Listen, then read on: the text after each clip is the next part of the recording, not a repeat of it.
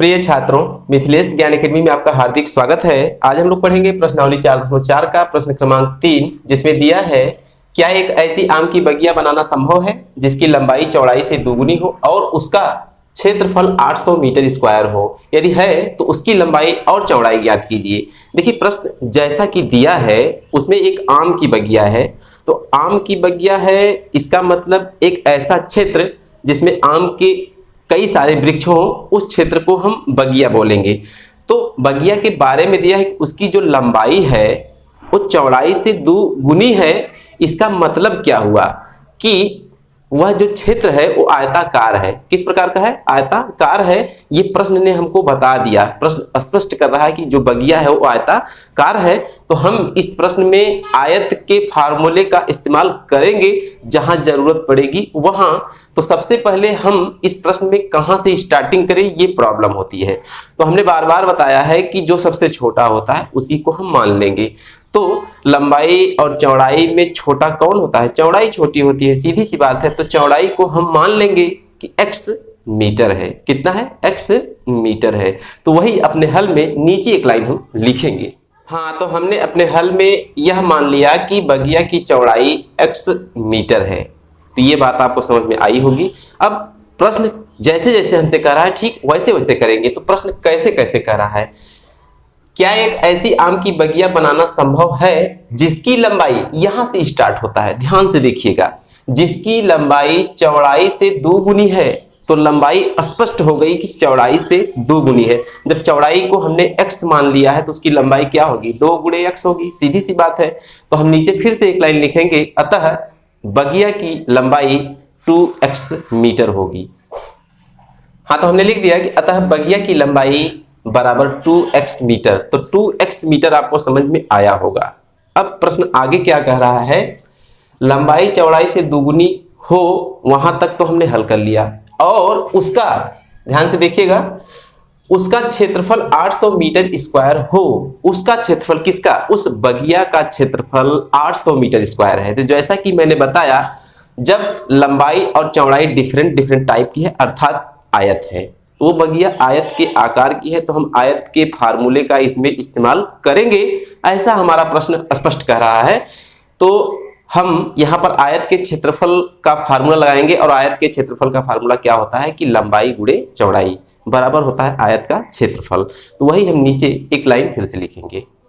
हाँ, तो हमने लिख दिया कि प्रश्नानुसार बगिया का क्षेत्रफल बराबर लंबाई गुणे चौड़ाई।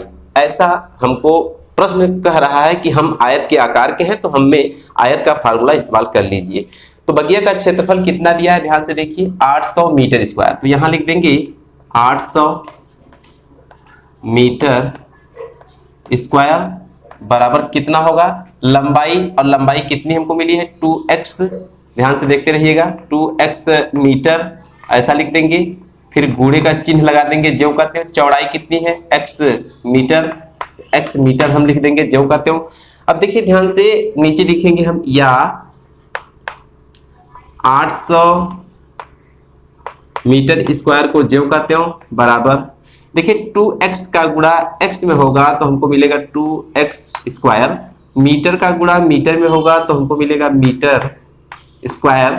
अब देखिए मीटर स्क्वायर से मीटर स्क्वायर कैंसिल आउट हो जाएगा, तो बचेगा 800 बराबर 2x स्क्वायर, या ये जो 2 है x स्क्वायर के साथ गुणा किया हुआ है। जैसे ही इस साइड आएगा तो 800 में भाग देगा, 800 में 2 से भाग देंगे तो हमको 400 मिलेगा।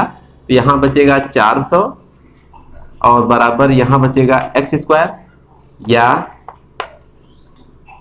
देखिए x का वर्ग है, जैसे ही वर्ग इस साइड आएगा तो इस 400 का वर्गमूल बना देगा। क्या बना देगा? वर्गमूल बना देगा, अर्थात ये 400 करड़ी में हो जाएगा, बराबर क्या? केवल x बचेगा। या होता क्या है, वर्गमूल निकालने का तरीका होता है, एक गुणनखंड विधि और एक भाग विधि होती है। तो हम यहाँ पर 400 का गुणनखंड कर लेते हैं और उसमें सभी अंकों में 2-2 अंक का जोड़ा बना लेंगे, वही उसका वर्गमूल हो जाएगा, जैसा कि आप जानते हैं। तो आइए हम यहाँ पर अपने रफ पर 400 का गुणनखंड कर लेते हैं। हाँ, तो जैसा कि आप देख रहे हैं, हमने अपने रफ पर 400 का गुणनखंड कर लिया है और ये संख्याएं हमको मिली हैं। होता क्या है, गुणनखंड करने के बाद दो दो अंक का हम बना लेते हैं जोड़ा और प्रत्येक जोड़े में से एक एक अंक पकड़ लिया जाता है। तो ये देखिए, ये यहाँ से यहाँ तक एक जोड़ा, इसमें से दो हम एक बाहर कर लेंगे, इसमें से एक दो हम बाहर कर लेंगे और इसमें से एक 5 बाहर कर लेंगे। तो कुल मिलाकर 5 दूना 10 दूना 20 क्या मिलेगा, 5 दूना 10 दूना 20 हमको मिलेगा 20 क्या, उसका वर्गमूल, 400 का जो वर्गमूल है वो हमको 20 मिलेगा। वही हम यहाँ लिख देंगे 20 बराबर कितना x, अर्थात x हमने किसको माना था, x हमने उसकी चौड़ाई को माना था, बगिया के चौड़ाई को हमने x माना था। तो हम यहाँ पर लिख देंगे, नीचे अपने हल में लिख देंगे कि अतः बगिया की चौड़ाई 20 मीटर तथा बगिया की लंबाई 2 गुणे 20 अर्थात 40 मीटर होगी। तो वही हम नीचे एक लाइन लिख देंगे। हाँ, तो हमने अपने हल में ये लिख दिया नीचे, अतः बगिया की चौड़ाई बराबर x बराबर 20 मीटर जैसा कि हमें प्राप्त था, तथा बगिया की लंबाई बराबर 2x, यहाँ देखिए 2x हमको प्राप्त हुआ था तो x के स्थान पे हमने 20 रख दिया, 20 दूना 40 बराबर 40 मीटर। तो कुल मिलाकर यही इस क्वेश्चन का हल है। तो आज की वीडियो में बस इतना ही, फिर मिलेंगे अगले क्वेश्चन के साथ अगली वीडियो में, तब तक के लिए धन्यवाद।